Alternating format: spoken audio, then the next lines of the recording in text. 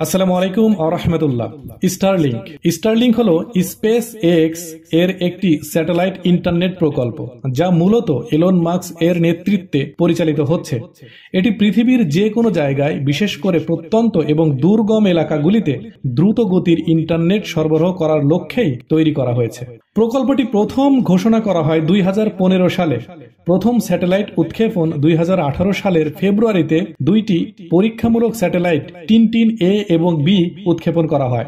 বাণিজ্যিকভাবে চালু হয় 2020 সালে। স্টারলিংক তার বিটা পরিষেবা অর্থাৎ বেটার দ্যান নাথিং বেটা শুরু করে মূলত যুক্তরাষ্ট্র, কানাডা এন্ড যুক্তরাজ্যে। স্টারলিংক মূলত যুক্তরাষ্ট্র বা আমেরিকা ভিত্তিক কোম্পানি এবং সেখান থেকেই এটি শুরু হয়েছিল। তবে বর্তমানে এটি বিশ্বের বিভিন্ন দেশে পরিষেবা প্রদান করছে। বর্তমানে স্টারলিংক সেবা 125টি দেশ ও অঞ্চলে উপলব্ধ এবং বিশ্বব্যাপী এর গ্রাহক সংখ্যা 5 মিলিয়নের বেশি। স্টারলিংক বর্তমানে বিশ্বের বিভিন্ন দেশে সেবা প্রদান করেছে এবং ধীরে ধীরে এর কাভারেজ বৃদ্ধি করছে।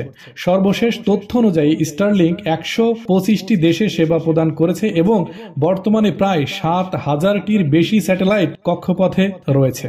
স্টারলিংক ব্যবহারে খরচ কিছুটা ভিন্ন হতে পারে দেশ ভেদে, তবে গড় হিসেবে বিশেষ করে ইউরোপ কান্ট্রিগুলোতে ডিশ রাউটার প্রায় $499 থেকে $599 এককালীন। মাসিক ইন্টারনেট চার্জ সাধারণত কম বেশি $110, যেটা স্ট্যান্ডার্ড প্ল্যান।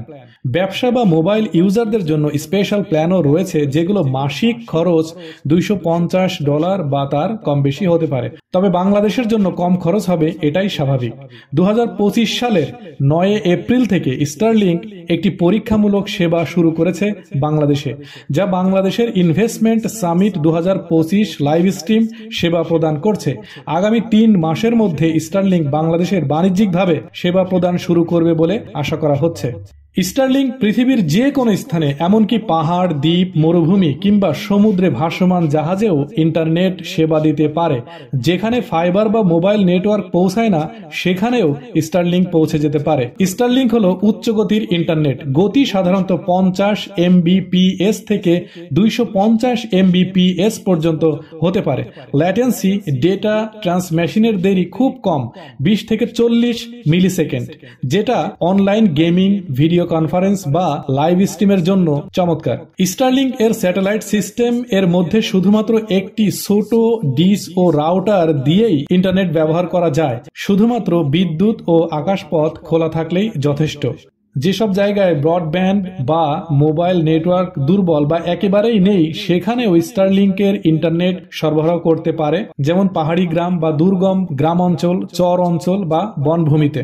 স্টারলিংক এর ইউজার টার্মিনাল সহজেই সেট করা যায়। এমনকি আপনি চাইলে আপনার সেট এক জায়গা থেকে আরেক জায়গায় নিয়ে গিয়ে সেখানেও খুব ইজিলি ব্যবহার করতে পারবেন। ভূমিকম্প, বন্যা বা অন্যান্য প্রাকৃতিক দুর্যোগেও যখন মোবাইল টাওয়ার বা ফাইবার অনলাইন নষ্ট হয়ে যায়, তখনও স্টারলিংক জরুরি যোগাযোগ বজায় রাখতে সাহায্য করে। এমনকি ব্যবসা বা রিমোট অফিসের জন্য এটি উপযোগী। ইলন মাস্কের স্টারলিংক নিয়ে ভবিষ্যৎ পরিকল্পনা। ইলন মাস্ক এবং স্পেস এক্স এর লক্ষ্য হল 42,000-এর বেশি স্যাটেলাইট উৎক্ষেপণ করা। বর্তমানে প্রায় 7,000-এর মতো স্যাটেলাইট কক্ষপথে রয়েছে এবং বিশ্বব্যাপী ইন্টারনেট কাভারেজ দেওয়া, এমনকি সমুদ্র বা মরুভূমির মতো জায়গাতেও। এবং ভবিষ্যতে স্টারলিংক থেকে প্রাপ্ত আয় ব্যয় করে মঙ্গল গ্রহে মানব বসতি গড়ে তোলার প্রকল্পে বিনিয়োগ করা। আজ এ পর্যন্তই। আল্লাহ হাফেজ।